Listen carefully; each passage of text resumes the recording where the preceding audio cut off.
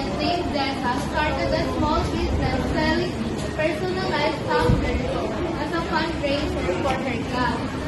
She bought each tumbler for 120 pesos. She applied the 50% markup to determine her selling price.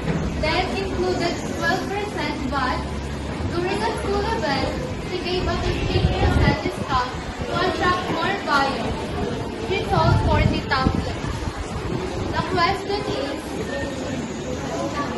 what is the original selling price before VAT? Ang given ko rito ay yung tumbler na 40 na na-sold na and yung markup na 50%, yung discount na 15%, yung price na nabili niyang tumbler and yung VAT na 12% and yung na-sold niyang tumbler na 40. Ang formula na ginamit ko ay cost price times markup na 120 times 1.50 is equals to 180. And 180 times 0.12 yung VAT percent, yung VAT. And this equals to 21.6. So, bali 180 minus 21.6 is equals to 158.4. Ayan ang original selling price niya before VAT. Number 2, how much is the VAT? Ang formula naman na ginamit ko dito ay selling price before VAT times VAT. Ang selling price before VAT ay 180 and times ko siya sa 0.12 na equals 21.60 or 21.6.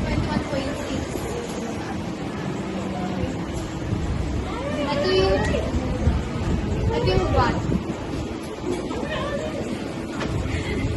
Alabarka, kindly read the question number. What's the final selling price after VAT and discount? Ang ginawa kong formula dito ay may dalawa akong step. Ang step 1 ay pinag-add ko yung VAT ng 158.4 plus 21.60 equals to 180. Ang step 2 ko naman, in-apply ko yung discount na 180 times 0.15 is equals to 27. So, yung 180 at saka 27 ay minus ko. Na 180 minus 27 is equals to 153. Ito na yung final selling price after the VAT and discount. So, number 4 naman, how much is the profit per tumbler? Ang formula na ginamit ko ay final selling price minus cost price. Ang final selling price ay 153 minus cost price na 120 is equals to 33. Ito na yung profit per tumbler. Sa 5 naman, what is the total profit after selling all 40 tumblers? Ang formula naman na ginamit ko ay profit per tumbler times quantity sold.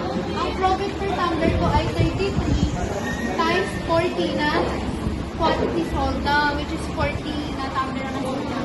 So, 33 times 40 is equals to